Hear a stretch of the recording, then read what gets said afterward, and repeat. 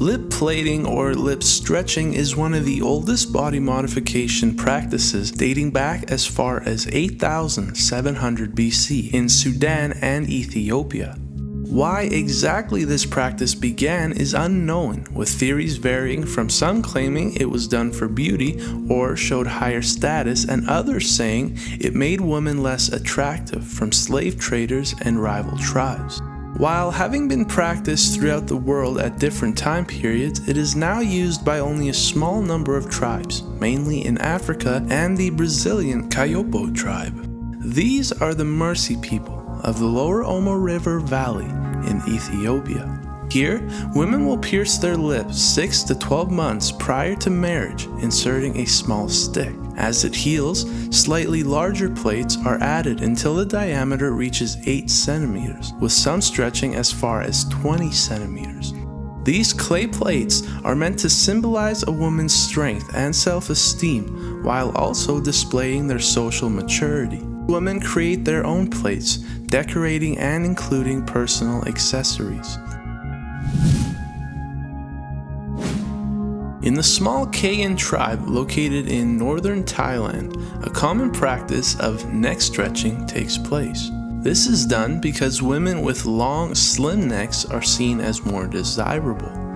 Female children at the tender age of 5 begin taking part in this practice. In order to achieve these desirable necks, these round coils, each weighing up to 4 pounds, are one by one placed around their neck. As time goes on, more and more coils are added, resulting in their collarbone as well as their shoulders being gradually pushed down, this giving the appearance of a longer and stretched out neck. Women of this tribe claim that the coils around their necks begin to be just another part of their bodies. As time goes on, the coils added can reach a staggering 25 high. The reason this tribe views long, slim necks as desirable is because these women more resemble the very important mythical creatures of the Kayan tribe, dragons. Scarification is a cultural ritual that takes place all over the world within different tribes. 2 such tribes are the Sepik River tribes of Papua New Guinea and the Dinka tribe located in southern Sudan. The Dinka tribe practices scarification on the face by using a blistering hot knife to scar line patterns into young boys as well as girls. The boys are scarred to represent their manhood within the tribe. Girls, on the other hand, are scarred with different patterns that are done for beauty. As this takes place, the children rarely, if ever, cry because a reaction to the pain is seen as weak, resulting in them losing respect within the tribe. There are various tribes that practice facial scarification within Sudan, and many variations of scars identify different tribes, as well as the beauty of different women. The other tribes are the Sepik River tribes of New Guinea. This tribe uses scarification as a small part of a large ceremony that lasts weeks at a time. These ceremonies are for boys as an initiation into manhood. After the celebration, these boys are now men, meaning that they now partake in the responsibilities of the other men within the tribe or village. The scars that these young men receive are meant to emulate the rough skin of alligators. The Sepik tribe believes that the alligator consumes any presence of a boy within the body, resulting in the boy now becoming a man. Said to have been inspired by a dancer named Yao Niang, who had bound her feet into the shape of a moon while dancing on her toes for Emperor Li Yu, is feet binding. For almost 1,000 years, young girls in China at the very young age of 5 or 6 would go through the extremely painful process of feet binding. This was the process in which every toe, aside from the big toe, was broken and tightly wrapped under the foot, creating a triangular shape using silk cloth. These girls were then forced to walk long distances in order to break the foot further and to settle the foot into the correct shape. As time went on, the foot would become shorter as the heel and sole of the foot slowly would come together, Extra pieces of skin were even cut off of the foot to correct the shape. The most desired feet would only measure a shocking 3 inches. These smaller feet displayed high social status and wealth. There is an underlying reason many poor mothers would bind their young daughters' feet, and that was to attract powerful and wealthy men. While this was all done in the name of beauty, these girls were often left crippled and deformed, which is why they had to have wealth, as they didn't need their feet to work in fields. Christian missionaries in the 19th century effected social change, meaning today only the very elderly still have these feet. The last woman to have their feet bound can be traced as recently as the 1930s. Among the best-known cultures to sharpen their teeth are the Mentawai, an indigenous tribe located in the jungles of Indonesia. These people believe that sharpened teeth represent beauty, in which the sharper and more narrow the teeth are, the more desired a woman is. Sharpening of teeth is a practice that can be traced back as far as the ancient Mayans. The true reasoning behind this is not completely understood today. However, it is believed that the elderly women of these tribes would file down younger women's teeth using different stones as well as water to achieve desired shapes. The sharpening of teeth is seen as beautiful and elegant.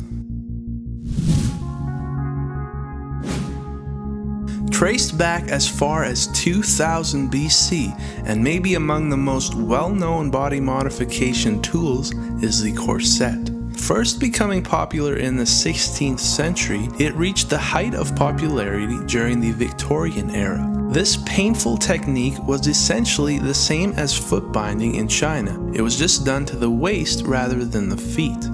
Women would tightly bind their entire torso just to squeeze their waists and create an hourglass figure. Over time, the corset evolved into different shapes and styles, but the concept remained the same. Slim the waist.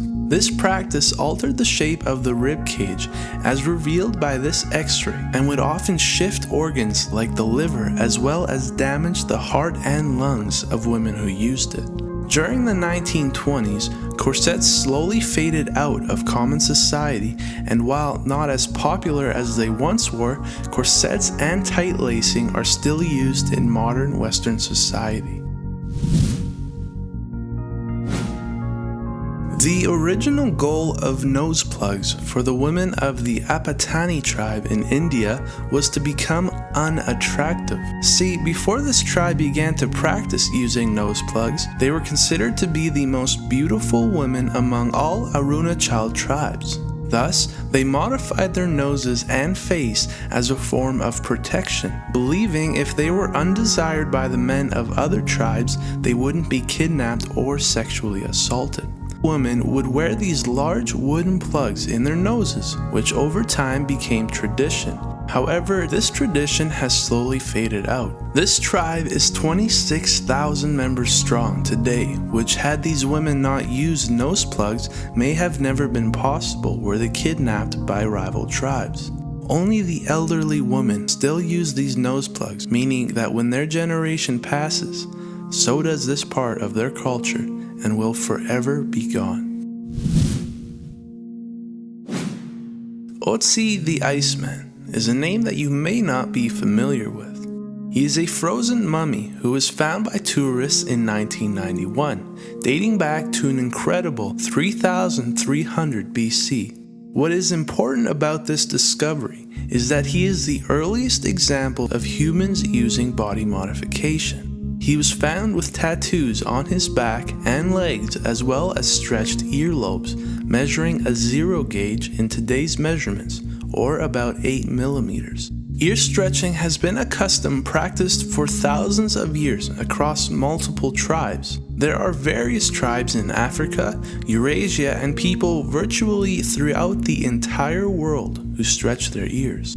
There are many different techniques in doing so. Some, like the Maasai tribes of Africa, stretch ears using small weights to stretch down their lobes. Others, like the Huarani of the Amazon, also use weights as well as pieces of wood or stone, using increasingly larger pieces to stretch out their earlobes. This tradition holds symbolism and beauty among tribes, often holding religious meaning as well. Among some tribes, stretched ears are believed to fight off evil spirits, as well as witchcraft. This body modification has continued to take place for centuries and is incredibly spread throughout the world, from tribes in Africa to the Western world in Europe and North America. This somewhat alien-looking skull is actually the product of human modification, known as skull elongation, a practice that incredibly shows up all throughout recorded human existence. Skulls like this have been found around the world, from Iraq to Africa, Peru to Russia, and even pharaohs in Egypt, like Tutankhamun, who also happened to have stretched out earlobes. The African tribe of Zari began to place bindings around infants' skull in order to produce the desired effect. When a child is still young, our skulls are very soft. This is because as children, our brains grow extremely fast, often even faster than bones. Because of this, the skull has to be flexible in order to allow for the growth of our brain. This, therefore, allows for the manipulating of how and where the skull grows.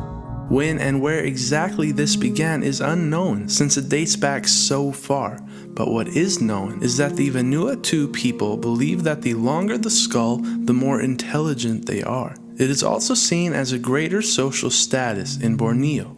Incredibly, as late as the 1960s, the Mangbetu people of Africa continued skull elongation for beauty. Cameroon, Africa, where maybe the most horrifying and barbaric body modification on this list is practiced: breast ironing and flattening. This is a method used on women to stop girls at the early stages of puberty, around the age of 9, from growing matured breasts. Tightly wrapped bands are placed around young girls' breasts, as well as pounding with spatulas to stop their breasts from developing. Breast ironing consists of stones and steel being heated to extremely hot temperatures over fire before placing them on the breasts of girls in an attempt to melt away the fat within the breast, thus flattening their chest. This dangerous and horrible practice takes place to make women less desirable to men. Strangely, this technique doesn't actually work. When breasts begin to heal, women must go through this procedure again and again, which in turn causes severe psychological and physical